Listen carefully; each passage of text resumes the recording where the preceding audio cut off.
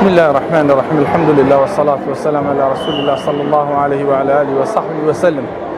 براستي يادي لدایک بوونی پێغەمبەر صلى الله عليه وسلم ئەو ڕواگە بمانەوێت بە جوانترین شێوە بیکەینەوە ئەوەیەکەوە زیندوکردنەوەکەی سونەتەکانی پێغەمبەر صلى الله عليه وسلم. زۆر خەڵک پێی بەڕاستی ئێستا کە خۆی بە شوێن کەوتەی پێغەمبەر ئەزانێ صلى الله عليه وسلم، بەڵام دوورە لە سونەتەکە، دوورە لە ڕێبازەکە، دوورە لە قسەکانی گفتارەکانی پێغەمبەر صلى الله عليه وسلم. ئێمە ئەوڕۆ کە سیرەی ژیانی پێغەمبەر صلى الله عليه وسلم دەخینین و عەرزی دەکەین لە بۆ نیشاندانیە فقط، بەڵکو لە بۆ کارپێکردنە. لەوەی ئەمە بەڕاستی ئەوڕۆ کەسانێک بین خۆمان جوان بکەین بەو شتانەی کە پێغەمبەر صلى الله عليه وسلم خۆی پێ جوان کردیە. تەماشا ژیانی هەموو پێغەمبەر کە صلى الله عليه وسلم هەر هەمووی بریتی بووە لە ئەخلاق، لە ڕەوش، لە ڕووی دینداریەوە تەماشای دەکەی، یعنی بەڕاستی سمبولێک بە شتێکی زۆر جوان بووە.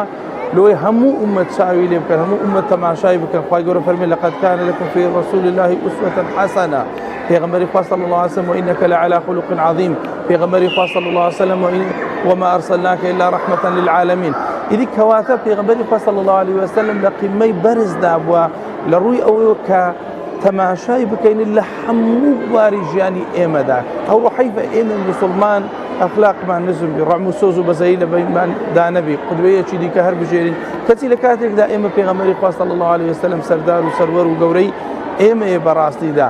لۆیە کاردانەوەی ژیانی پێغەمبەر صلى الله عليه وسلم لەناو کۆمەڵگای موسڵماناندا بەڕاستی ئەو کۆمەلگای جوان دەکا، بەرەو پێشی دەبا، ئاسوودەی دەکا، بەڕاستی خۆشبەختی دەکا، یعنی ژیانێکی خۆشی پێ دەبەخشی، خەڵک هەمووی لە یەکتر ئەمین دەبی، جەریمە و تاوان کەم دەبیتەوە، بەڵکو بگرە هەر نامینێ کاتێک دەست بە سونەتەکانی پێغەمبەرەوە بگرین صلى الله عليه وسلم.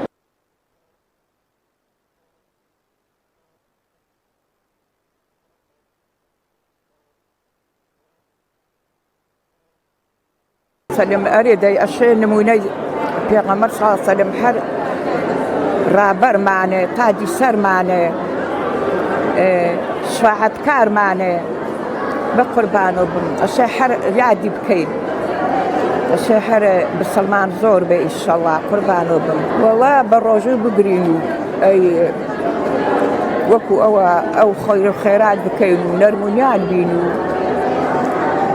أترى سنەتەکانی بەجێ بێنی بڕۆن سەردانی نەخۆش بکەین و سەردانی فەقیر بکەین و ئینشەڵڵا قوربانە بڵا وەڵڵا ئەوە نەخۆشمان گەرەکە، ئەوە نەخۆشمان گەرەکە بە ئینشەڵڵا حەن نەبێتەوە ڕەنگ باتە ئینشەڵڵا.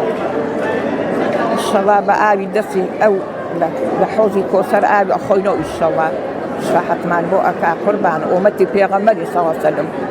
ئینشەڵڵا بیهیوا نابینە ڕەحمی خوا.